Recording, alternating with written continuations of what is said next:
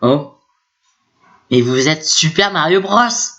Je suis fan de votre jeu, vous pouvez pas savoir le nombre d'heures que j'ai passé dans vos niveaux. Oh là là. Mais pourquoi vous venez ici dans mon petit bureau? Avez-vous un problème? Ou même pire, avez-vous un souci quelconque ou n'importe quoi? Vous avez l'air pas très content. C'est parce que je ne suis pas Super Mario Bros. Je suis Mario Bros tout court. J'ai l'impression que personne me connaît ici, c'est insupportable. Est-ce que quelqu'un pourrait faire une critique sur moi au lieu que ça soit forcément sur mon petit frère? Bon, si vous le tenez tellement à cœur, je vais essayer de en faire une, mais je vous promets rien, hein.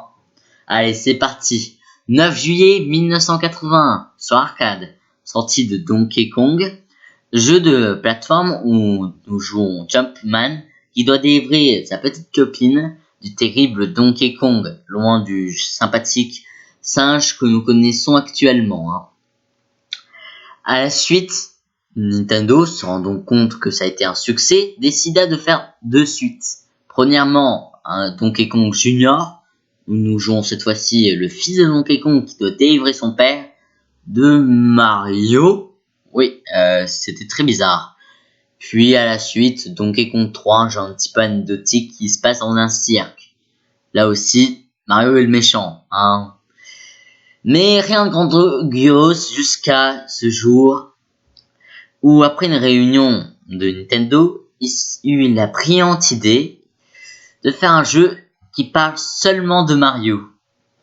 Et après plusieurs idées, ils se sont mis d'accord pour un jeu que vous connaissez très bien, Mario Bros, sorti le 14 juillet 1983 sur arcade, puis sur NES. C'est d'ailleurs la première jeu où nous avons Luigi, qui permet de jouer à deux, chose assez rare à l'époque, hein, surtout pour un jeu de plateforme, car oui, on change pas de recette qui gagne.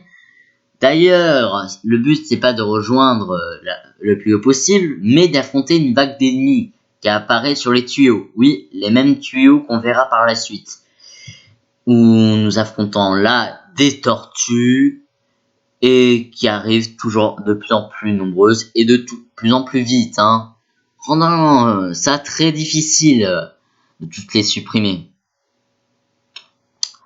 Mais bon, les yeux les plus attentifs ont remarqué que les ennemis présents actuellement ne sont pas que des simples tortues, mais bien des ennemis très connus de la saga. Et oui, les Koopas, pas de Bowser ni de Donkey Kong, mais les Koopas étaient bien présents dans ce jeu, créant une vraie difficulté et un vrai background.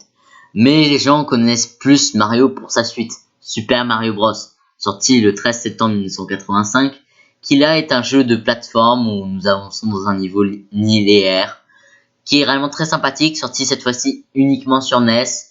De ce fait, c'est pour ça que Mario Bros sur NES tout court, ça n'a pas été un grand succès par rapport à la version arcade. Mais bon, ces deux jeux sont très différents, mais quand même sont tous les deux très excellents, hein. C'est vrai que vraiment je vous les conseille. Mais votre critique est pourrie.